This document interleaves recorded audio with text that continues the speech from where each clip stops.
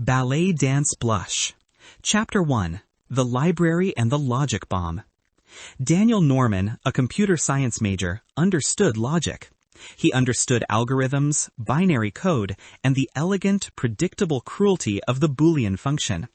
What he did not understand was human emotion, especially when amplified by a public setting and the sudden, traumatic failure of consumer electronics.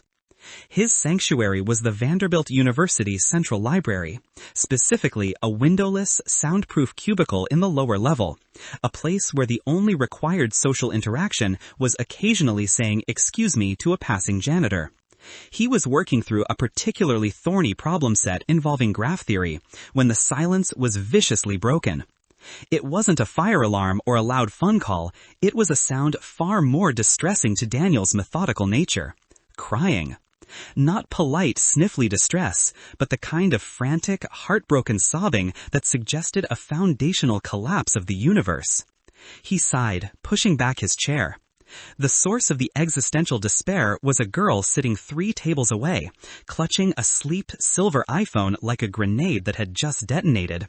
She was breathtakingly pretty, even with her face blotchy and mascara-streaked, but Daniel registered her physical attributes with the detached processing speed of a server farm. What truly concerned him was the state of the device. "It's gone! Everything is gone!" she wailed to the air, rocking back and forth. "The entire last semester, the choro notes, the rehearsal footage, everything!" Daniel, whose internal protocol for handling distress involved immediate flight, paused. Choro notes? Rehearsal footage? This sounded like data, and data loss was a universal tragedy, transcending mere emotional inconvenience. It was a problem he could solve. He approached the table with the hesitancy of a field biologist entering an active volcano. "Excuse me," he murmured, his voice rusty from disuse. The girl, who Daniel would later learn was Nora Johnson, the legendary Ballet Troupe Captain, snapped her head up, her brown eyes wide and desperate. "My phone is dying, and it has a virus, and I don't have a recent backup, and the entire spring showcase is in the notes, and I can't lose it, I just can't." Nora spat out the words in a single, desperate stream. Daniel's mind immediately shifted into emergency protocol, data recovery mode. The crying ceased to be a noise and became a deadline. "May I see it?" Daniel asked, reaching for the phone. His touch was clinical, professional. Nora, utterly defeated, handed it over. Daniel quickly diagnosed the issue. A nasty piece of malware disguised as a flash game download had locked the phone and was threatening a complete factory reset. It was aggressive, messy code, the kind of inefficient, theatrical code Daniel despised. "Right, listen to me," Daniel said, his CS major certainty taking over. "You're fine. The data is still there. We just need to stop the execution thread and initiate an emergency cloud sync now." Nora stared at him, tears drying on her cheeks. The what?" "The escape hatch. Just tell me your Apple ID password and verify the 2-factor authentication when it pops up. I need 3 minutes of uninterrupted access." Nora, seeing the focused intensity in his blue eyes, obeyed instantly. Daniel's fingers flew across the tiny screen, navigating settings menus with surgical precision, bypassing the malicious code's attempts to lock him out. He was calm, swift, and utterly absorbed, his brain calculating the optimal time window before the virus gained root access. For Daniel, this was a high-stakes, real-world puzzle, and the prize was the preservation of fragile data. 2 minutes and 15 seconds later, "Done," Daniel stated, handing the phone back to Nora. "The threat is neutralized. I quarantined the infected files, and everything important, your notes, videos, photos, is now secured in the cloud. Change your password immediately." Nora stared at the unlocked screen, then at the icon indicating a successful sync. The relief that washed over her face was so profound, it momentarily stole her breath. She didn't just look pretty, she looked like a soul who had just been handed back her entire world. You saved it," Nora whispered, her eyes filling up again, but this time with pure gratitude. "You saved all my work. You saved the showcase. I don't even know what to say. Thank you is not enough. You're a lifesaver. Daniel, suddenly aware of the overwhelming emotional output and the fact that he was the focal point of a sincere, dramatic reaction, immediately felt the urge to retreat. His part-time job, a crucial shift setting up AV equipment for a philosophy lecture, started in 15 minutes. "It was just a quick patch," Daniel mumbled, already backing away from the table. "Standard operating procedure for data integrity. I've got to go. Good luck with the choreo." He didn't wait for her reply, her name, or any further thanks. He simply turned and executed a flawless tactical escape. A rapid, low-profile exit from the library, leaving Nora sitting alone with her resurrected iPhone, staring at the empty space where her savior had stood. Nora, her heart still pounding, looked down at her phone. She looked back at the empty aisle. She looked at the door. She looked at the phone again. She had lost the chance to ask his name, to offer payment, or even to offer the appropriate level of gratitude. All she knew was that a shy, handsome stranger with the lightning-fast hands of a programmer had just performed a miracle. The last image on her screen before Daniel had worked his magic was a lock-screen photo of her stray dog, Play. Chapter 2.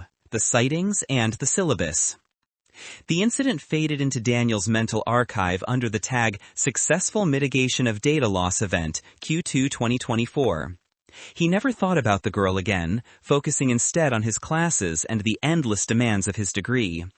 His routine was a fortress of logic: CS 101, discrete math, part-time tech work, gym, purely for optimizing physical health and endurance, and then back to code.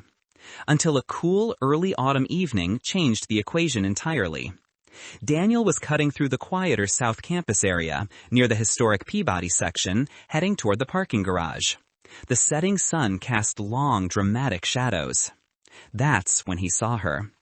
Near a large, overgrown oak tree, a girl was kneeling on the pavement, gently placing kibble into a small dish for a scruffy, three-legged stray dog. She was beautiful, yes, but it was the entire tableau that stunned Daniel into stillness. She was wearing a thick, knit sweater over a simple black leotard and pink tights, her hair pulled back into a perfect, elegant bun. Her movements were fluid and graceful, even when simply setting down a bowl. The way she handled the wary dog was gentle and patient, her whole posture radiating a quiet, focused kindness. Daniel felt a sudden, profound shift in his internal architecture. It wasn't just physical attraction. It was the realization that he was looking at an unknown, beautiful variable in the monotonous equation of his life. He stared, utterly smitten, for a full minute before the girl looked up, sensing his presence. She smiled, a brief, soft, friendly smile that acknowledged his presence without inviting conversation, and then she gave the dog a final pat and gracefully stood, gathering her bag and walking off toward the main campus. Daniel was left standing alone, his mind spinning. The image of the girl and the dog became the new, unexpected kernel in his operating system. He had to meet her. He had to talk to her. He had to solve this new, beautiful problem. But how does a CS major, whose conversation defaults to the syntax of Python and the structure of relational databases, approach a creature of such obvious grace and elegance? He had no shared classes. He had no social circle overlap. All he knew was the pink tights, the bun, and the inherent kindness of a ballet dancer feeding a stray dog. The logical conclusion, Daniel determined, is to enter her environment. The next morning, Daniel found himself standing outside the Vanderbilt Dance Academy offices, clutching a freshly printed academic schedule. His hands were sweaty, his anxiety was spiking, but the image of the girl with the dog was the powerful, driving function. He walked in and was immediately greeted by Mrs. Gables, the ballet director and a woman who looked like she ran on pure passion, espresso, and the strict, unyielding, tall, handsome, broad-shouldered, and radiating an overwhelming scent of cluelessness, and beamed. "Well, hello, dear boy. You look like a rugby player who took a wrong turn at the Humanities building. What can the Dance Academy do for the likes of you?" Daniel cleared his throat, his logic circuits misfiring in the presence of so much artistic chaos. I'm a freshman, Daniel Norman, computer science. I'd like to enroll in Introduction to Classical Ballet, please. Mrs. Gables blinked. She hadn't seen a male student under 5'8" sign up for introductory ballet in years, let alone a 6-foot-plus CS major. Her eyes sparkled. A male dancer, and one who has clearly avoided the sedentary pitfalls of academia. Marvelous! We are in dire need of a strong cavalier for the spring performances. Are you prepared for the commitment, Daniel? Ballet is not a hobby, it is a discipline. It demands blood, sweat, and absolute conviction. I understand discipline, ma'am, Daniel stated, his voice steadying. I treat discipline as a deterministic algorithm. If I input the required effort, I expect the predictable output of skill acquisition. I will commit to the parameters. Mrs. Gables adored his stiff, logical approach. Splendid! Your first class is this Saturday. Now let's get you scheduled. And let me introduce you to the captain of the troupe. She handles all new student coordination. You'll be seeing a lot of her. She buzzed a button on her intercom. Nora, dear, can you step into the office for a moment? We have a new recruit. Daniel felt a faint, pleasant curiosity. Nora, a pretty name. The door opened, and Nora Johnson walked in. She was wearing the same black leotard and pink tights from the night before, now covered by a voluminous university sweatshirt. She was even more stunning up close.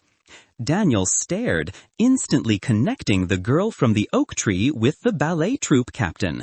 His heart did a strange, fluttery thing that his logical mind catalogued as abnormal sinus rhythm, likely triggered by unexpected high-value visual data. Nora, meet Daniel Norman, a new recruit for the introduction course, Mrs. Gables announced, gesturing proudly between the two. Nora looked at Daniel. She looked at his tall frame, his clear blue eyes, his obvious academic intensity, and the utter obliviousness radiating from his handsome face. And then, Nora Johnson's face exploded in a blush so vivid and intense, it spread from her cheeks all the way down her neck, clashing violently with the pink of her tights. Daniel, completely unaware of the effect he was having, or the fact that he was the one who had caused her library meltdown a month ago, extended his hand. Hello, Nora. I'm Daniel. Looking forward to the rigor of the training regimen.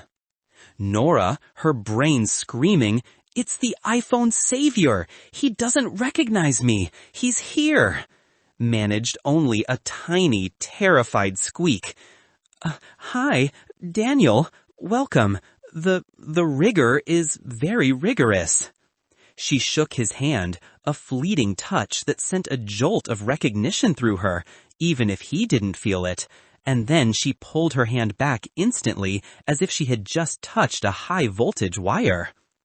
Daniel, taking her acute distress as a sign of dedication to the dance arts, nodded approvingly. High standards. Good. We will minimize non-optimal performance. He had found his environment. He had met the girl. He had no idea she had met him first, and that his innocent pursuit was already predicated on a massive, unacknowledged act of heroism. Chapter 3. The Unspoken Recognition. Daniel's commitment to the ballet regimen was absolute. He treated the dance studio as a specialized branch of his computer science lab. If the goal was a perfectly executed plie, then the human body was the hardware, and the instructions from Mrs. Gables were the clean, precise code. His schedule was brutal, a testament to his determination. 06-08 a.m., ballet practice, the morning session, before CS classes. 08-5 p.m., classes, TA work, code. 05-8 p.m., dinner, gym, endurance optimization. 8-10 p.m., ballet practice, the evening session, focused on technique drills. He was stiff initially. His CS major body, accustomed to the elegant stillness of a keyboard warrior, protested loudly. But Daniel's logical focus was a powerful weapon.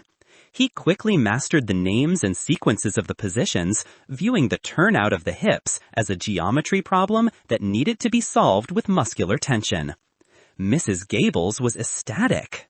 "He's a tank, Nora, a handsome 6'3" tank who needs oiling. But his commitment is extraordinary. He's in the studio more than the seniors." Nora, however, was in a constant state of low-level emotional combustion. She saw Daniel twice a day, every day, often arriving just as her advanced practice was concluding or leaving just as her evening rehearsal was starting. The recognition was instant and crippling. It was him, the iPhone savior, the quiet boy who had swooped in, solved her nightmare, and vanished. The boy she had never properly thanked, the boy whose intensity she found deeply attractive, and the boy who was now here, performing Bot Months with the single-minded focus of a mathematician proving Fermat's last theorem. And he had absolutely, definitively no idea who she was.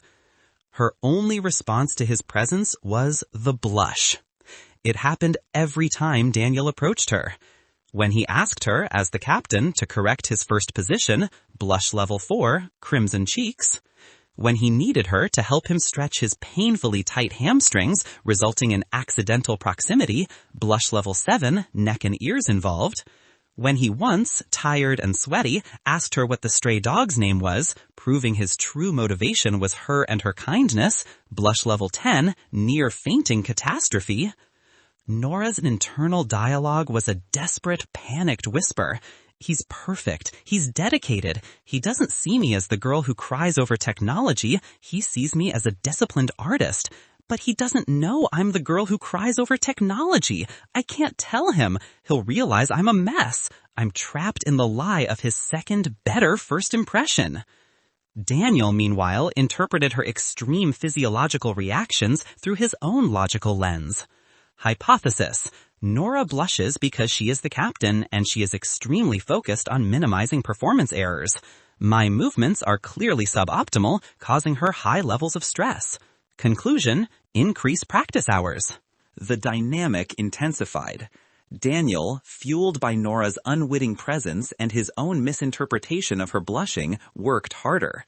Nora, mortified by the secrecy and the depth of his commitment, blushed harder. One evening, Daniel was practicing a simple sauté jump sequence. He was doing it well, but his landing lacked the lightness required. Nora, unable to hold back, walked over. "Daniel, stop thinking a controlled fall. You're not a machine. You're letting gravity take over and then stopping it with your feet." Daniel frowned, considering the physics. A controlled fall. That introduces the variable of intentional surrender, which is antithetical to my default safety protocol. Nora couldn't help but smile slightly. "It's art, Daniel, not a safety inspection. Don't code the jump, feel the jump." She demonstrated, leaping into the air with impossible lightness and landing with the soft, almost silent thud of a cat. Daniel was mesmerized. The movement was pure elegance. "The execution efficiency is 99%, he murmured. "The execution is 100% the feeling, Daniel. What makes you want to fly?" Daniel's blue eyes fixed on her, earnest and sincere. He spoke the absolute logical truth, unaware of the double meaning of his words. "The opportunity to be in your presence is my for proximity, then I will fly." Nora's blush level, catastrophic overload. She spun around, pretending to check the sound system, desperately trying to cool the inferno raging beneath her skin. "He is saying the most romantic, logical things, and he still doesn't know who I am. This is agony." Chapter 4: Pirouettes and Protocol. The dynamic between the handsome, unspoken joke of the Dance Academy. Everyone saw the chemistry, no one understood the historical context. The only person who seemed to pose a genuine threat to their beautiful, awkward orbit was Felix Stone, a senior dancer and the designated male lead for the upcoming showcase. Felix was naturally gifted, arrogant, and immediately saw Daniel as a rival, not just for the stage, but for Nora. Felix was an artist. Daniel was a scientist. The conflict was immediate and performative. During a combined rehearsal, Daniel was struggling with a complex lift. His technique was sound, but his timing was off. "Norman," Felix called out, leaning smugly against the wall. "Your lift is too stiff. Are you calculating the torque vector while you're holding her? It's a woman, man, not a server rack. Try adding some flair." Daniel adjusted his grip. The principles of torque and center of mass are universal, Stone. The female form, while possessing a higher moment of inertia due to complex limb articulation, must still adhere to Newtonian physics. Felix laughed, a condescending theatrical sound. "You know too much to be smooth, Norman. You're all protocol, no passion. Nora needs a partner who can move without consulting a manual." Nora, standing nearby, felt a surge of protectiveness for Daniel. She knew the effort he was putting in. "Felix, shut up," Nora said sharply. "Daniel's dedication is more valuable than your natural ego. Daniel, come here." She took his arm, ignoring the inevitable rush of heat to her face, and stepped closer. "Felix is right about one thing. You're too focused on the output. You're practicing so much, 2 sessions a day, that you're treating it like a mandatory assignment. The only twist and turn you need is a pirouette, not a mental breakdown." "But I have to master the form," Daniel insisted, frustration clouding his focus. "You've mastered the form. Now let the form master you. Take the 8 p.m. session off tonight. Go to the South Campus, near the oak tree. Clear your cache, Daniel. Get some input from the outside world." Daniel looked at her, sensing the genuine care behind the command. He took her advice, grateful for the explicit, logical instruction. That evening, Daniel skipped his late practice. He walked to the South Campus, finding the quiet oak tree. The 3-legged stray, Plie, was already waiting, but Nora was nowhere in sight. Daniel knelt down, offering the dog a piece of approved low-carb jerky from his pocket. As he sat there, he pulled out his phone to check his email, and that's when the twist of fate finally initiated. His phone buzzed with a security update reminder for his cloud service. He had to log in. While he was doing so, he remembered the high-stakes rescue from weeks ago. He had completely forgotten which girl he had helped.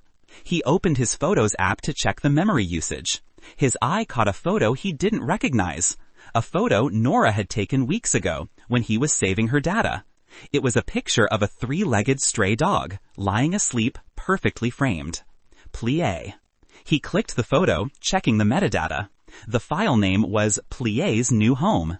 The photo was the exact image he had seen on Nora's phone screen right before the virus had tried to execute a reset. A sudden, jarring flood of memory hit him. The frantic sobbing, the mascara, the choreo notes, the phone clutch, the library table. He closed his eyes, his programmer's mind racing backward through the data log of his life. Hypothesis. The girl from the library and the girl from the dance studio are the same entity.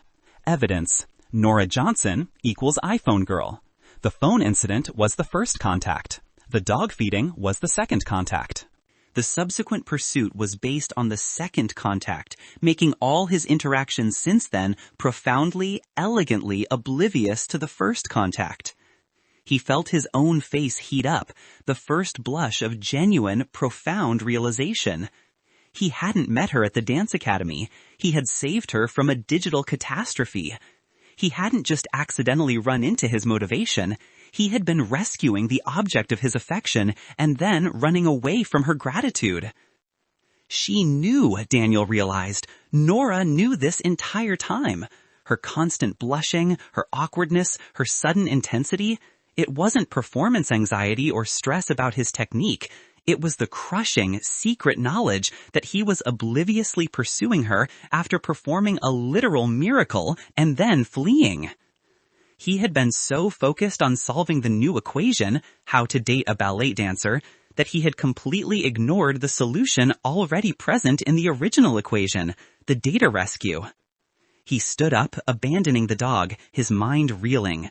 He had to go back to the studio. He had to confront this magnificent, complicated truth.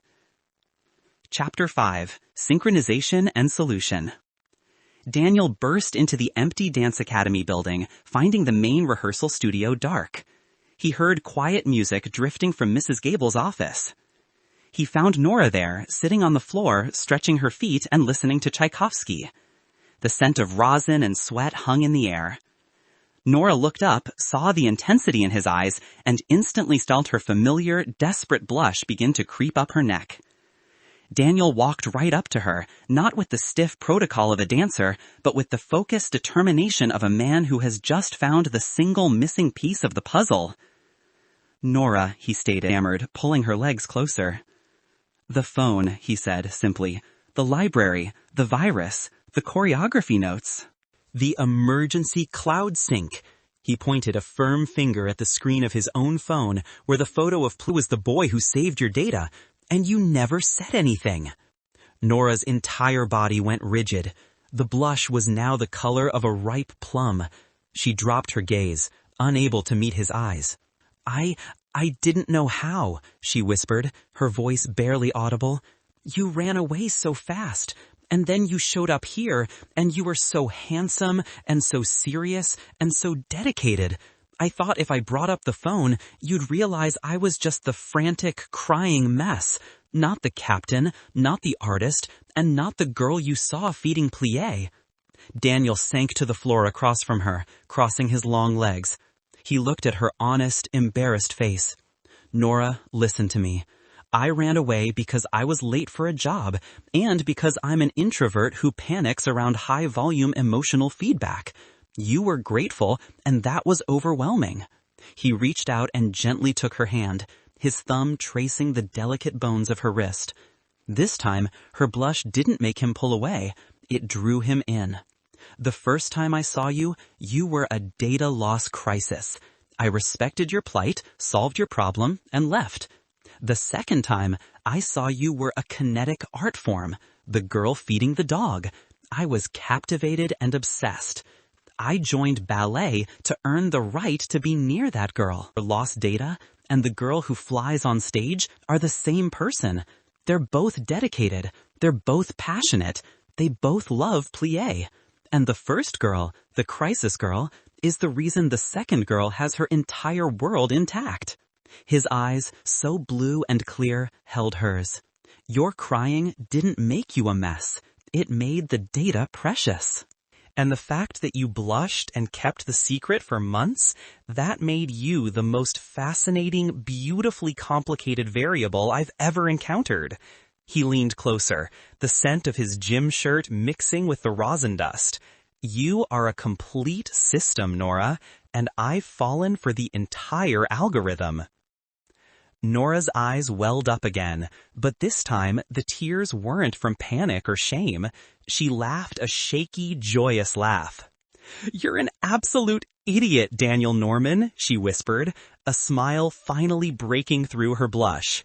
"You're the only person who can make the pursuit of love sound like a successful systems integration." "Is that a compliment or a critique of my implementation?" he asked, a gentle, genuine smile crinkling the corners of his eyes. "It's a declaration," Nora replied, and before he could analyze synchronization of two hearts operating on different but complementary frequencies. Daniel closed his eyes, feeling the fluttery, warm logic of mutual affection finally resolve the problem set of his life. He no longer felt the urge to run. The studio, the university, the world, it was all a beautiful, stable system, now that he had found his constant. A few weeks later, Daniel and Nora were officially a couple. Their relationship was a perfect blend of high-concept intellectualism and physical grace.